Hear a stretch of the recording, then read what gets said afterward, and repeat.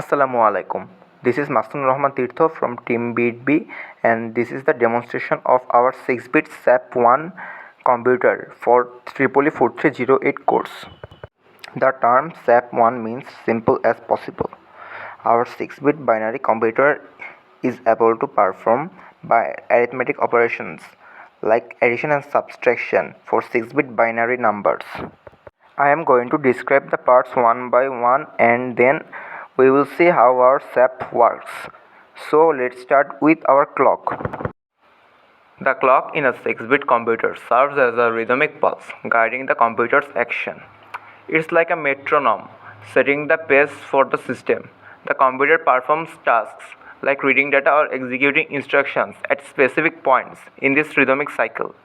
Each oscillation of the clock represents one cycle, during which operations are synchronized and coordinated.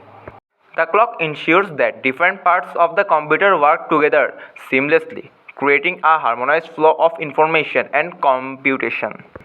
The clock in a 6-bit computer acts like a conductor, keeping all components in sync. It's a regular beat, and every action fetching data, executing tasks happens on cue with each tick of the clock. The computer relies on this rhythm to maintain order, ensuring tasks occur at the right time in the right sequence. The clock's steady pulse orchestrates the harmonious flow of operations within the computer. The next component is the program counter, and this is the child sheet of the program counter. The program counter counts in binary to keep track of which instruction the computer is currently executing. The program counter, implemented using a counter integrated circuit or known as IC, functions as the digital guide in the 6-bit computer. This counter IC keeps track of the current instruction's memory location. With each bit of the clock, it dynamically advances, pointing the system to the next sequential instruction in the program. It acts as a continuous navigator, ensuring the orderly progression through the computer's memory, much like a guide leading a group along a planned route. Then we have the memory address register, or MAR for short. And this is the child sheet for MAR. MAR is a digital register within a computer's architecture. It holds the memory address of the data that needs to be accessed or stored in memory. In a 6-bit computer, the memory address register, or MAR, with a 748C273IC takes on the role of a memory pointer. The 748C273 is an octal D-type flip-flop IC commonly used for sequential storage. In this context, the MAR facilitated by the 748C273 IC serves as a dynamic signpost. As the clock pulses, the IC updates its stored binary address, reflecting the location in memory being accessed. Think of it as the digital librarian, efficiently managing the memory addresses for the retrieval or a storage operation. With every clock beat, the MAR, guided by the IC, signals which section of the computer's memory is to be read from or written to. The IC, acting as a reliable storage unit, ensures that the memory address aligns with the program counter's guidance, facilitating seamless communication between the CPU and memory. It's akin to a librarian swiftly pointing the correct shelf in response to the rhythm of the clock, ensuring that the right data is accessed or stored at the right moment. The next component we are going to discuss about is the address selector, and this is the child sheet for the address selector. The 748C157 is a quad 2 input multiplexer IC commonly used for data selection in digital circuits. When employed in the context of an address selector in a computer, it plays the role in directing the flow of addresses. Here's a descriptive explanation. Imagine the 748C157 IC as a switchboard operator in the computer's architecture. This address selector takes multiple input addresses and, based on certain control signals, selects one of them to be sent to the memory address register, or MAR. As the clock ticks, the control signals manipulate the IC, allowing it to dynamically choose which address to pass along. The MAR, akin to a receptive librarian, then takes this selected address and points the computer to the specific memory location for data retrieval or storage. In essence, the 74HC157IC, acting as the address selector, facilitates the efficient routing of addresses within the computer. It's like a smart switchboard, ensuring that the correct address is connected to the MAR at the right time, allowing for precise access to different locations in the computer's memory. Now let's see the RAM of our SAP-1 project, and this is the child sheet for the RAM. A 6-bit input RAM is a form of memory that can store binary data in 6-bit chunks. Its organization, addressing scheme, and operations are designed to facilitate rapid and random access to data for the CPU during processing. The specific use cases can vary depending on the requirements of the system or application in which it is implemented. Each memory cell in the RAM is designed to store a binary value, and in this case it's specifically configured to hold 6 bits. The RAM is already organized in such a way that each cell is uniquely identified by an address. The number of unique addresses corresponds to the total capacity of the RAM. The RAM allows for both reading and writing of data. The CPU can send signals to specific addresses in the RAM to either retrieve the 6-bit data stored in a particular cell or write new 6-bit data into that cell. Like most RAM, it is volatile, meaning it loses its stored data when the power is turned off. It's primarily used for temporary storage during active computational processes. RAM provides fast access to data, making it suitable for storing and quickly retrieving information that the CPU actively uses during program execution. The RAM is connected to an address bus that allows the CPU to specify the location of the data it wants to read from or write to. Now I am going to explain the working procedure of our RAM. A 6-bit input RAM with each memory cell storing 6 bits can be designed to perform specific operations based on the binary values stored. Let's assign meanings to certain binary patterns.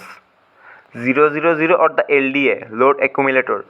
If the first 3 bits are 000, the RAM interprets it as the load accumulator operation. This means that the following 3 bits specify the address from which data should be loaded into the accumulator. If the sequence is 001, the RAM recognizes it as an add to accumulator operation. The next 3 bits indicate the address from which data should be fetched and added to the accumulator. If the pattern is 010, the RAM performs a subtract from accumulator operation. The subsequent 3 bits denote the address of the data to be subtracted from the accumulator. And if the sequence is 011, the RAM executes an output operation. The next 3 bits determine the address from which data should be sent to an output device. And when the pattern is 111, the RAM initiates a halt operation indicating that the program should come to a stop. The address bus would play a crucial role in selecting the specific memory location associated with these operations. For example, if the RAM receives the binary pattern 000 as an address, it fetches the content stored at that address and interprets it as an LDA operation. This kind of design is common in simple instruction sets, particularly in microprogramming where specific bit patterns trigger predefined operations. Each memory cell effectively holds a micro instruction that the CPU interprets and executes based on the first bit pattern. Now we got the instruction register, or IR for short, and the child sheet for the instruction register is such. It is a 8-bit buffer register that stores intermediate results during a computer run. It is always one of the operands of add, sub, and out instructions. It has 2 outputs. One output goes to the adder subtractor and the other one goes to the W through tri-state buffer. This is the controller sequencer of our SAP-1 and the child sheet for the controller sequencer looks like this. The controller sequencer basically generates the clock signals required for each block in a desired sequence. There are 12 control signals and a halt signal. The opcodes and the T-states were determined for each control signal from the circuit. Then the final output signals were determined using the OR gates connecting the desired instructions. Another part of our SAP-1 project is the accumulator, and the child sheet for the accumulator is thus. The accumulator is a register designed to store a data temporarily. It holds one of the operands for arithmetic operations and serves as a place to accumulate results. The accumulator is one of the inputs to the arithmetic logic unit, or known as ALU. After the ALU executes the operation, the result is stored back in the accumulator. This allows for sequential operations where the result of one operation becomes an operand for the next operation. This is the arithmetic logic unit, or ALU, for our SAP-1 and the child sheet for ALU. In our SAP-1 project architecture, the arithmetic logic unit is responsible for performing arithmetic and logic operations. The ALU receives inputs from the registers and a set of control lines that specify the operation to be performed. It can perform both addition or subtraction, and the circuit is designed in that way. For data input, the operands for the operation are typically stored in the registers. The ALU takes these inputs from the registers. To execute the operation based on the control signals, the ALU performs the specified arithmetic or logic operation on the input data. For example, if addition is selected, the ALU will perform at the two operands. And for the result output, the result of the operation is generated by the ALU and is usually stored in a designated register, like the accumulator register in SAP-1. This result can be used in subsequent operations or moved to the other parts of the system for further processing or display. This is the B register of our SAP-1 project, and the child sheet looks like this. The 6-bit B register consists of 6 individual flip-flops or latches, each capable of storing 1 bit of information. These flip-flops are typically part of the IC's design. The state of each flip-flop represents a bit in the B register. When data needs to be stored in the B register, the corresponding flip-flops are set to the desired values.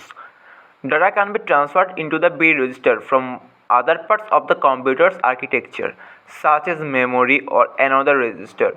This transfer is orchestrated by the control unit, which sends signals to enable specific data paths. The B register is involved in various operations, such as arithmetic and logical operations. For example, during an addition operation, the content of the B register might be added to the content of another register, and the result is stored back in the B register or another destination. Flip-flops are typically clock devices, meaning they update their state on a clock signal. The clock signal ensures that changes in the B register occur at the appropriate time during the computer's instruction execution cycle. The control logic of the IC manages the operations and movements of the data within the computer. It interprets instructions and generates signals that controls the behavior of the B register and other components. In summary, the B register is a 6-bit computer designed using ICs implemented using flip-flops or latches integrated into the ICs. The control unit orchestrates the transfer of data into and out of the B register and manages its involvement in various computational operations. And for the last part of our SAP-1 project, this is our output unit, and the child sheet looks like this. The output unit has two parts. One is the output register and another one is the output display. Out register store the data in one clock pulse and pass the data in another clock pulse. And the display shows the process or the result. At first, we made sure to get rid of the garbage values.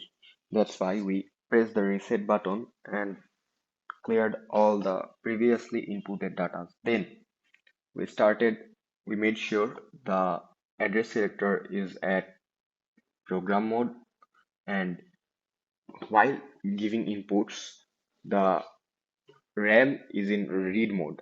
Then we need to write data in the RAM. So first at address selector 000,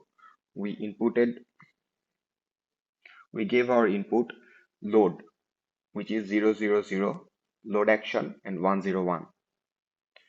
That means when clock goes to 000, it loads the value at 101 in the accumulator.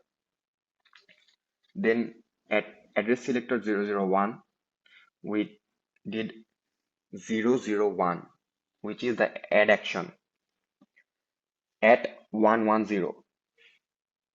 That means the value at 110 will be added with the value with 101. Then at 010, address selector input 010, we give 011,000, which is the out action. As out action is and works with half nibble and one nibble, so the other half nibble is 000. Then at address selector 011, we gave the input of 111, which is the halt action. Then comes our input. At 101, we gave our first input 1, which is 000001. And at 110, we gave our second input 000010. That means we have added 1 and 2, which gives us the output 3. That means 000011. As we can see, we have 000011 at our output portion. That signifies that this SAP runs fine.